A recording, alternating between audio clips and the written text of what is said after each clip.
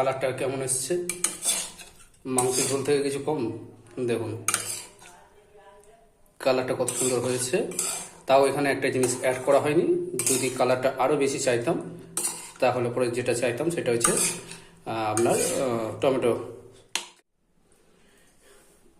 ये वाला cooking start करेंगे।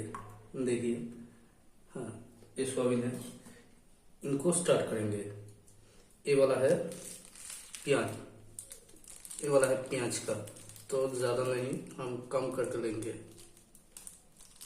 देखिए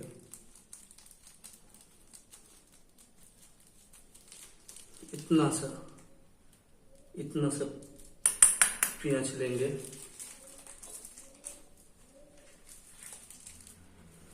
यह है लसुन, এটা হচ্ছে রসুন। রসুনটা আমি অল্প করে নেব,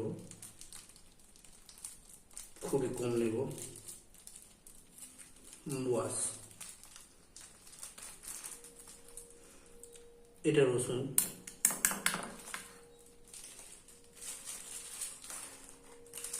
এটা হচ্ছে আদা। आधा थोड़ा सा ज़्यादा लेंगे।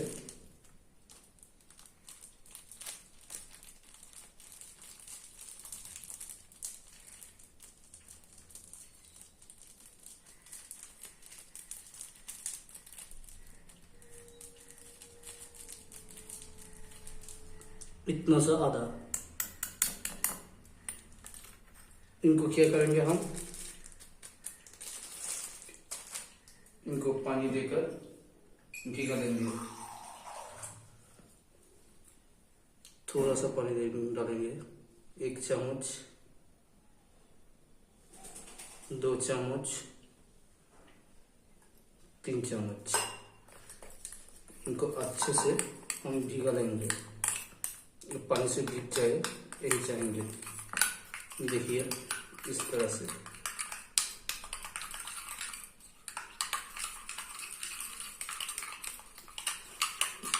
ज़्यादा से ज़्यादा खुशबू आ रही है, लहसुन का ज़्यादा आ रही है, तो इस तरह से हम मिक्स कर लेंगे पानी से। और इनको रख देंगे 5 মিনিটস। রেসিপিটা বানাবার জন্য আমি শুধুমাত্র 2টো পেঁয়াজ নিয়েছি, কারণ কি এটা আমরা কমন নই এই সাবজেক্টটা, সেই জন্য আমি 2টো পেঁয়াজ নিয়েছি।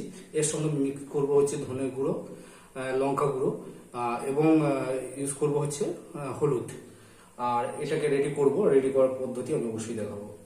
তা চলুন এই দুটো ফার্স্ট আমরা কেটে নিই এই 2টি পেঁয়াজ আপনার প্রয়োজন অনুযায়ী। প্রথমে দেবো তেল, যতটা পরিমাণ লাগবে আপনার মতন আমি দিয়ে নেব। আমি দিয়ে দিচ্ছি এখানে, কারণ আলুগুলোকেও ভাজতে হবে, পেঁয়াজটাকেও ভাজবো। সামান্য পরিমাণে তেল, আপনার প্রয়োজন অনুযায়ী, বারবার বলা হচ্ছে এটা আপনার প্রয়োজন অনুযায়ী আপনি দেবেন। একটাই মাত্র আলু নিয়েছি, দেখুন একমাত্র আলু একটাই, 4টে কুচি রয়েছে, সেটাকে দিয়ে দেবো। প্রথমে ভেজে নেবো এটাকে।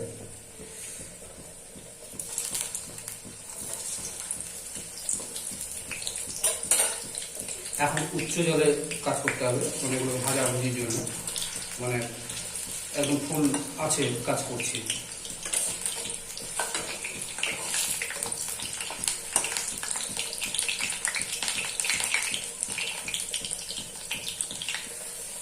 দেখুন মোটামুটি ভাজা হয়ে গেছে, আমি এবার আঁচটা কমিয়ে নেব। এবার দেবো এই যে পেঁয়াজ, 2টি পেঁয়াজ আমি কেটেছিলাম, সেই পেঁয়াজটাকে দেবো।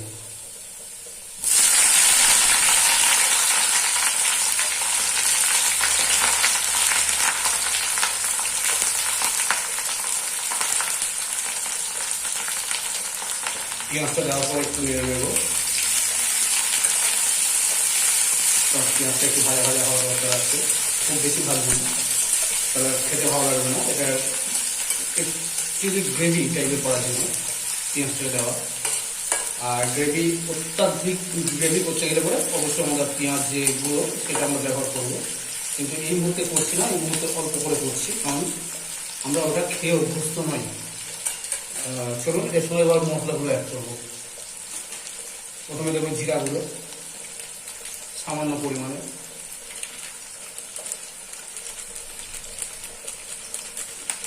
ওকে,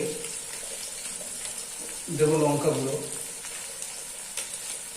সামান্য পরিমাণে কালার নিয়ে আসার জন্য। এবার যেগুলো আপনি খেতে পছন্দ করেন সেরকম আপনি দেবেন। তাপ অলরেডি আমি কমিয়ে দিয়েছি। এবার একটু ভাজবো, মিক্স করব। এর সঙ্গে যেটা অ্যাড করব আমি হলুদ গুঁড়ো।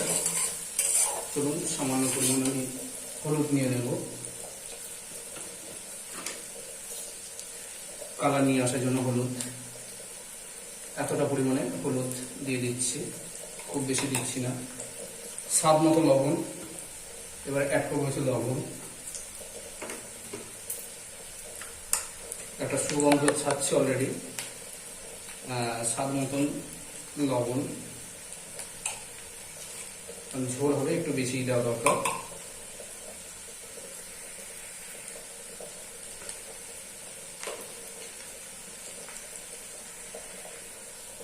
দেখুন আমরা অলরেডি একটা গ্রেভি টাইপের হয়ে গেছে সবগুলো মশলা মিশিয়ে। এবার কি করব, এবার আমরা যেটা সোয়াবিনটা আমরা অ্যাড করব।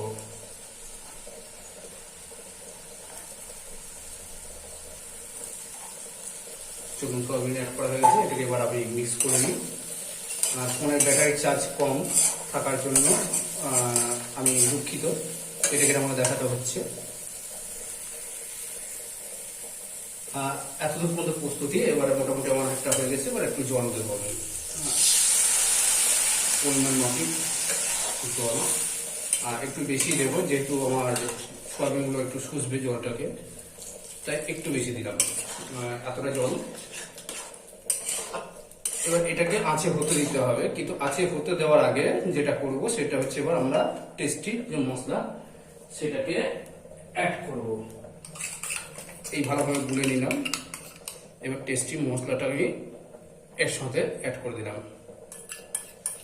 দেখুন মশলা আমার অ্যাড হয়ে গেছে। এর থেকে একটু ঝোলটা তুলে নেব যাতে মশলাটা ভালো করে আমি মিশিয়ে দিতে পারি।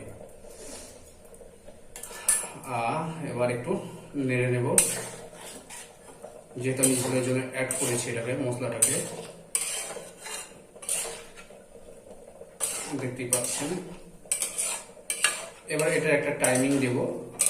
কি করব, এই অল্প আঁচেই হতে দেব আমি, কিন্তু এটা কিছু ঢাকা দেব।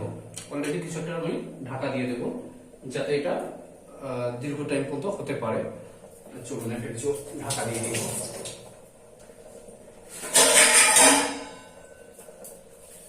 চলুন হাতের কাছে যেটা পেয়েছি এটাই ব্যবহার করব।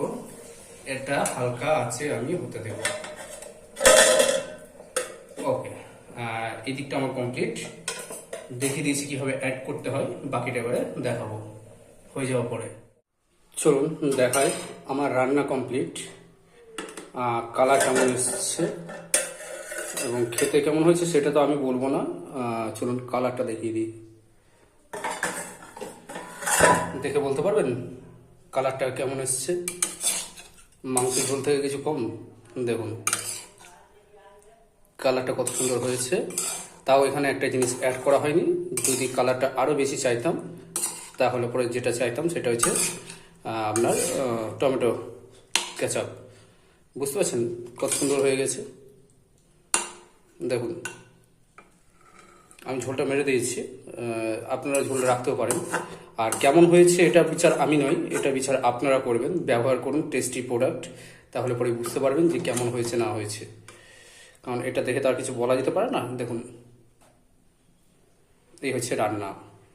যদি আপনি রান্না ঠিকমতো না জানেন তাহলে যে কোনো মশলাই আপনার কাছে খারাপ হবে, যে কোনো রান্নাই আপনার কাছে খারাপ হবে।